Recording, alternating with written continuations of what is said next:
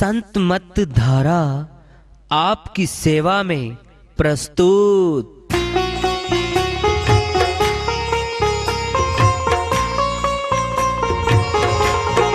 जो चाहता है प्रभु प्यारा वो आओ संत मत धारा, भक्ति भेद बता कर सारा वो कर दे भव के पारा। जो चाहता है प्रभु प्यारा वो आओ संत मत धारा, भक्ति भेद बता कर सारा वो कर दे भव के पारा। जो चाहता है प्रभु प्यारा।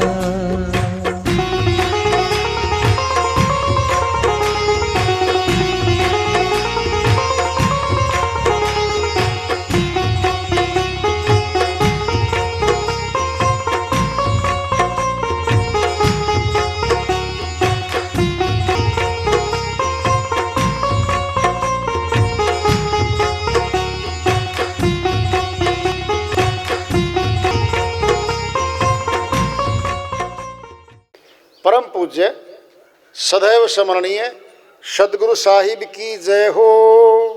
सतनाम साहेब आदरणीय सर्व संतों की जय हो। उपस्थित आदर के योग प्रभु प्रेमी एवं जिज्ञासु आत्माओं, हम सभी पूर्ण पिता परमात्मा सभी सृष्टियों के रचनहार कुल मालिक हम सब के जीवन का आधार उनकी महिमा को सुनने के लिए एकत्रित हैं। मेरी सभी से अर्ज है कि मैं कोई जगत गुरु नहीं, कोई महाराज नहीं, कोई महामंडलेश्वर नहीं, मैं केवल सभी संतों की चरणों की धूल हूँ और आपका भक्ति मार्ग में सहायक हूँ। मैं अपनी सीधी साधी टूटी फूटी भाषा में, संदूकड़ी भाषा में भक्ति भेद के गुड़ रहस्यों को उजागर करने वाले विचार आपके समक्ष रख रहा हूँ। यदि अच्छे लगे अपनाएं, नहीं तो गैर जरूरी समझकर विसार दें। श्री वाणी आई है, उन्हीं की दया से मेहर से इसको सरल कर लेते हैं, इसका अनुवाद कर लेते हैं। संदेशा संत फकीरों का तुम्हें याद कोई दिन आएगा। कब आएगा याद? सुनना है, सुनो ध्यान से। दृष्टांत लो। पिंड में हमारे बुजुर्ग ने, हमारे दादा ने ये कहा था, भाई इस पौधे का ये फल मत खाना। अनुभव की बात थी, तजुर्बे की बात थी। अब कह तो दिया, सुन भी लिया, उसने कुछ दिन तक तो नहीं खाया। एक दिन सोचा खा के देख तो ले। धतूरा होता है, उस पे फल लगता है। एक ही होता है, क्या बोलते हैं, आखा, इसके ही फल लगता है और वो दिखता भी है। वो खा लिया, चढ़ गया दिमाग में, कूदे भागे। उधर से दादाजी आ गए, कहते क्या हो गया? कहता दादाजी वही फल खा लिया जिसको आपने इनकार किया था। कहता बेटा तजुर्बे की सच्ची बात बताई थी, तू नहीं माना। फिर उसका उपाय था, वही जड़ी बूटी थी, खेत में से लाया निकाल के, पीस के पानी में घोल के पिला दी। जहर का असर कम हो गया। क्या था ये? कब याद आया? दादाजी जब नहीं मानी और गलत काम कर दिया। क्या मतलब है? संदेशा संत फकीरों का तुम्हें याद कोई दिन आएगा। संतों का पहला हेला है, पहला विचार है, ये मानुष जन्म दुहेला है, कठिनता से मिलने वाला तन है मनुष्य का। बहुत कठिन है, ये मिलता नहीं है, महंगा है, कीमती है, सर्वोच्च है, ये सर्वोच्च करती है मालिक की। ये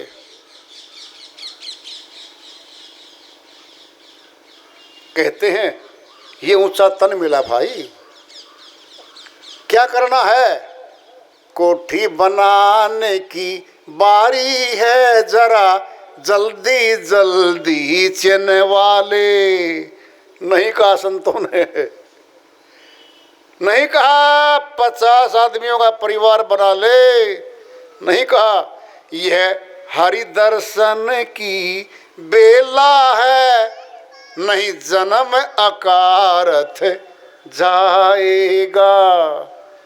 प्रभु प्राप्ति की बेला है, समय है, वक्त है, ये बेला है, ये समय दिया है, मौका दिया है। कह रहे हैं वो, ये समय व्यर्थ ना जाए भाई। अब दूसरा संदेश सुनाते हैं, सत्संग सार बतलाते हैं। सत्य का सार जो सत्संग में बखान होता है वो बताते हैं। गुरु पूर्ण भेद बताते हैं, बिना ज्ञान मोक्ष नहीं पाएगा। वो तत्व ज्ञान देंगे, वो उसके बिना मुक्ति नहीं मिलेगी। तीजी बात पर गौर करो, अंदर है ज्योति ध्यान धरो। दिव्य नेत्र अंदर है। दिव्य नेत्र खोला था अर्जुन का श्री कृष्ण भगवान ने। और ध्यान से सुन लो, जब तक दिव्य नेत्र नहीं खोला था ना, तब तक अर्जुन सीधा साधा रिश्तेदार मान रहा था, रिश्तेदार मान रहा था श्री कृष्ण भगवान को। जब दिखाया रूप, सरेंडर कर गया, हाथ जोड़ के गिर गया, पड़ गया मस्तक के। ये माधव आप कौन हो, क्या पाए हो? दंडवत प्रणाम करता हूं, अब तक जो कुछ भी गलत मैंने कहा है आपके प्रति क्षमा कर दो, माफी दे दो। क्या क्या नहीं कहा, सखा कहा, मित्र कहा, रिश्तेदार कहा, क्या क्या नहीं कहा, माफी दे दो। दिव्य नेत्र खोला, तब पहचान में आए थे श्री कृष्ण भगवान। फिर दिव्य नेत्र खोलेगा तब ब्रह्म ज्योति प्रकट होगी आज्ञा चक्कर में, मस्तक में, जहां ब्राह्मण लोग टीका लगाते हैं। क्या अर्थ ब्राह्मण का? ब्रह्म ज्ञानी, जो ब्रह्म को जानते थे, देखते थे, ब्रह्म रमण करते थे, उनको ब्राह्मण कहा गया है। सोने के काम करने वाले को सोनार कहा गया है। ब्रह्म ज्ञानी को, तत्व ज्ञानी को ब्राह्मण कहा गया है। कह रहे वो चौथा संदेश सुनाते हैं, अंदर है अमृत पान करो। फिर 12 अमृत कौन सा भाई? 5 चीजों को मिला के कौन सा अमृत तैयार किया जाता है? क्या अमर कर देगा हमारे को वो? बोलो। ये तो भीतर है, अंदर है अमृत पान करो। गुरु अमृत बूंद चुवाते हैं, बिना पिए गति नहीं पाएगा।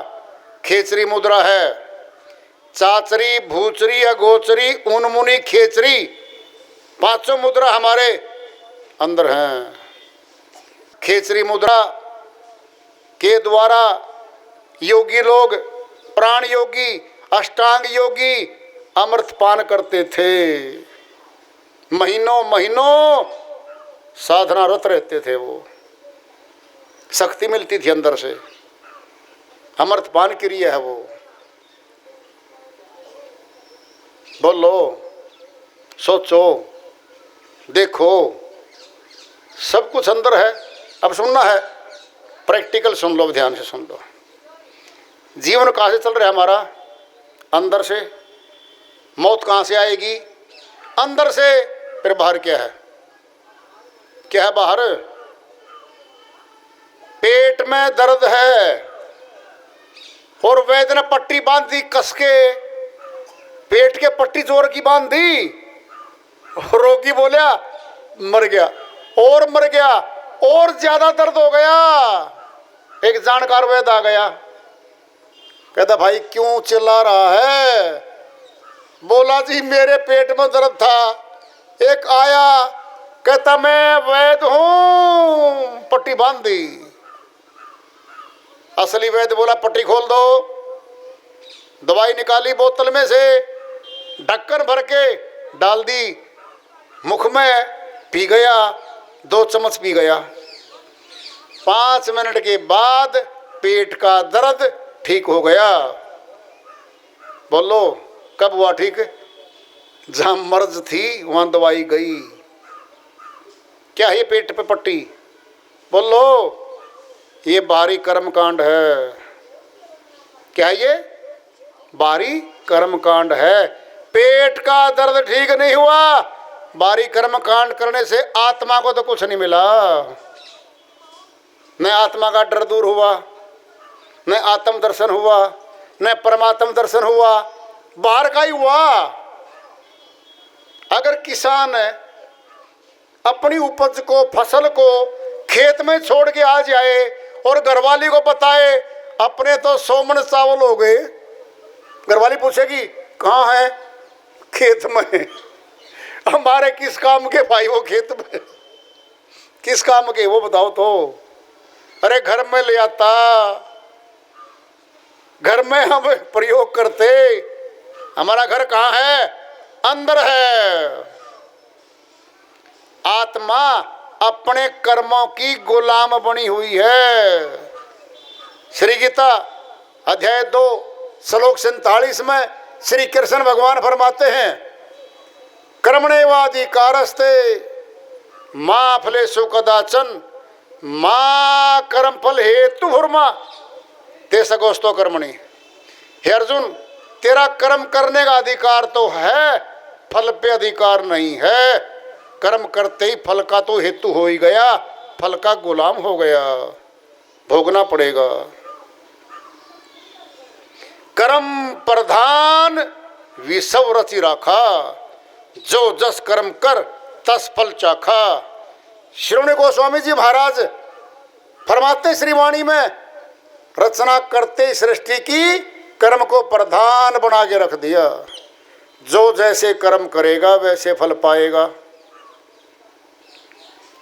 अब सुनना है, बड़ी बात आ रही है, तुम्हारे सामने कह के जा रहे हैं हम। खोज लेना, विचार कर लेना। अगर अपना कल्याण चाहते हो तो, अगर कल्याण नहीं चाहते फिर तो सुना ना सुना बराबर है। सुनोगे मेरी बात? यह शरीर यही छूट जाएगा, यह साथ नहीं जाता। कर्मों का भार आत्मा पे है, कर्मानुसार आत्मा गमन करती है और कर्मों के आधार पे जन्म मिलता है। कर्म समाप्त हो जाए तो दंड समाप्त हो जाए। कर्म कटेगा केवल संत मत में। बाप को बताई जा रही है बात, ध्यान से सुन लो। आत्मा अंदर है, आत्मा में कोई ऐसी विधि दी जाएगी जो शब्द के सामने, परमात्मा के सामने आत्मा खड़ी होगी। सूर्य के सामने गीला कपड़ा सुखा दो, सूर्य की ऊर्जा से कपड़े का गीलापन धीरे धीरे समाप्त हो जाएगा। हमने कुछ नहीं किया है, हमने सुखाया है, सामने करके डाल दिया गया है। हम क्या करेंगे अब? संत मत में क्या होता पता है? आत्मा को परमात्मा के सामने किया जाता है, सूरत को शब्द के सामने किया जाता है। वह कहलाता है सूरत शब्द योग। सूरत शब्द योग है वो। परमात्मा सामने आएगा, आत्मा सामने आएगी, परमात्मा की शक्ति से आत्मा में पड़े कर्मों के गिल्लेपन समाप्त होने लगेंगे, सब कर्म नष्ट हो जाएंगे। दृष्टांतों के पिंड में सीधा है, साधा है, समझोगे आप 1 मिनट में समझोगे। आप किसान हो चाहे किसान भी ना हो, चना है, गेहूं है, अनाज है, बीज है, कच्चा है, जमीन में डाल दो, अंकुरित होगा, उत्पन्न होगा, पैदा होगा, और भून के डाल दो।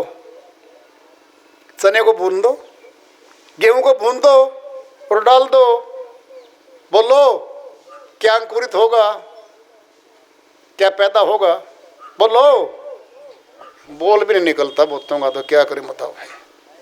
सूर्य को सूर्य कहने से डर रहे हैं बेचारे। अरे सूर्य को सूर्य कह दो, जबान पंगु हो जाएगी। नहीं कहोगे तो क्या फायदा इस जबान का? मालिक ने दी है ये। बोलो। भून के डाल देंगे जिस अनाज को, अंकुरित तो नहीं होगा, फल नहीं देगा। जिन कर्मों को हम ज्ञान अग्नि में दग्ध कर देंगे, वो कर्म भोगने नहीं पड़ेंगे। अब होगी मुक्ति, कर्म समाप्त हो जाएंगे, आत्मा जहां से आई थी निज धाम पे चली जाएगी। सुनना है, कर्जा था और बैंक वाले पुलिस को लेके आ गए और हमारे को जीप में डाल लिया, हथकड़ी लगा दी। हमारा भाई आया, कहता जी छोड़ दो, 10 लाख रुपए हैं, आप दे दो, पकड़ो 10 लाख। क्या फिर भी पकड़ेंगे उसको? बोलो। जब चुकता कर दिया हिसाब है, बोलो क्या करेंगे उसको? बोलो। छोड़ देंगे। क्या करेंगे? छोड़ देंगे। क्यों? कर्जा नहीं रहा, कर्मों का कर्जा नहीं रहेगा आत्मा पे, छोड़ देंगे इसको। छोड़ देंगे इसको।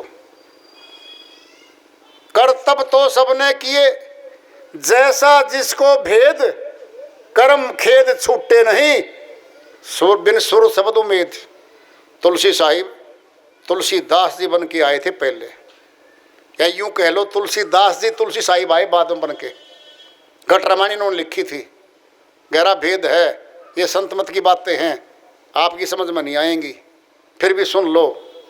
कर्तव्य तो सबने किए, जैसा जिनको भेद, कर्म सब ने कर डाले, जैसे करने आते थे कर डाले। कर्म खेद छूटे नहीं, बिन सूरत शब्द उम्मीद। कर्म का भार नहीं छूटेगा, कर्म समाप्त नहीं होंगे, बिना सुर शब्द योग के समाप्त नहीं होंगे। आदि नाम को पाए कर मेट्रो कर्म के अंक, कर्म मैल को काट कर जीव होवे निष्अंक। कबीर साहिब कहते भाई, आदि अनादि नाम है वो, सतनाम है, आदि नाम है, अटल नाम है, वह है जो पहले था, आज है, आगे भी रहेगा, वह एक नाम है। वह काटेगा कर्मों को। जब कर्म कट जाएंगे, अंकहीन हो जाएंगे, ब्लैक बोर्ड पे लिखत कर्मों की समाप्त हो जाएगी, फिर जाएंगे निज धाम को। अब सुन लो आखिरी बात, फिर आज का विचार हम पूरा कर देंगे यहीं पे। सूरत शब्द योग करने के लिए कठिन भाषा का ज्ञान नहीं चाहिए, कठिन मंत्र नहीं बोलने, संसार की कोई भाषा नहीं सीखनी।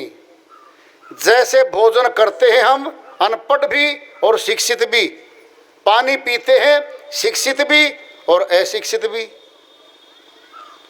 वही विधि है ये विधि संतों की वही है। वहाँ पढ़ाई लिखाई काम नहीं करेगी, पढ़ा लिखा भी अनपढ़ बनना पड़ेगा। बात समझ रहे हो ना?